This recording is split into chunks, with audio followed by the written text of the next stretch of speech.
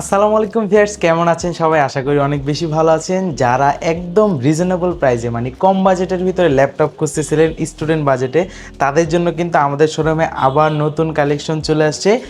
এই মডেলটা এর আগে আমাদের কাছে পেয়েছিলেন, আবার নতুন স্টক চলে আসছে। একদম দেখেন 100% অরিজিনাল চার্জার সহকারে চলে আসছে। এটার মডেলটা হচ্ছে Lenovo 100T।